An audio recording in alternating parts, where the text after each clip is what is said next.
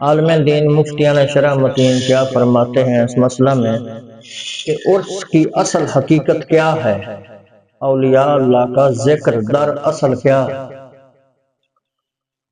سرکار دو جہاں کا ارشاد گرامی ہے، ذکر الانبیاء عبادت و ذکر الاولیاء کفارت۔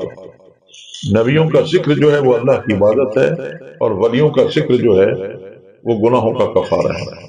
جب بھی ہم یہ دونوں اذکار کرتے ہیں، عبادت بھی ہو رہی ہوتی ہے، درجات بھی بلند ہو رہے ہوتے ہیں، اجر و ثواب بھی نصیب ہو رہا ہوتا ہے، اور ہمارے گناہ بھی مٹ رہے ہوتے ہیں۔ اولیاء کاملین کا تذکرہ جو ہے وہ ہمارے گناہوں کا کفارہ بن جاتا ہے۔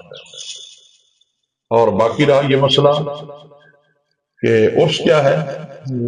جس وقت کوئی کامل شخص دنیا سے پردہ کرتا ہے تو قبر میں نقیرین آتے ہیں، اس سے سوال جواب کرتے ہیں، تو وہ قبر کے سوال و جواب میں جب وہ کامیاب ہو جاتا ہے، اس وقت اللہ کے فرشتے اسے کہتے ہیں نام کا نومت العروس، ایسے سو جا جیسے دلہن سوتی ہے، تجھے کوئی بھی نہیں اٹھائے گا، جیسے دلہن کو سوائے اس کے خاوند کے، اس کے شوہر کے کوئی نہیں جگاتا۔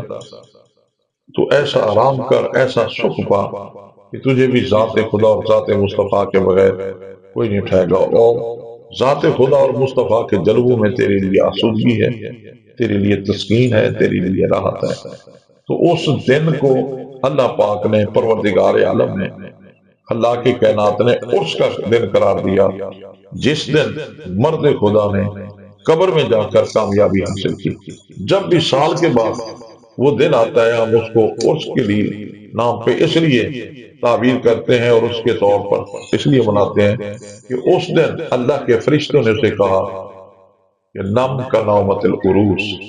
عرس جو ہے، عروس جو دلہن کو کہتے ہیں، اور عرس جو ہے وہ شادی کو کہتے ہیں، یعنی ایسے سو جا جیسے دلہن سوتی ہے، اور جب وہ دن آتا ہے تو ہم شادی کے طور پر، شادی کا معنی خوشی ہے، جو کامل اللہ کی بارگاہ میں تمام امتحانات سے کامیاب ہو کے، عہدہ برا ہو کے اللہ کی بارگاہ میں پہنچے، تو اس سے بڑھ کر اس کے لیے خوشی کیا ہو سکتی ہے۔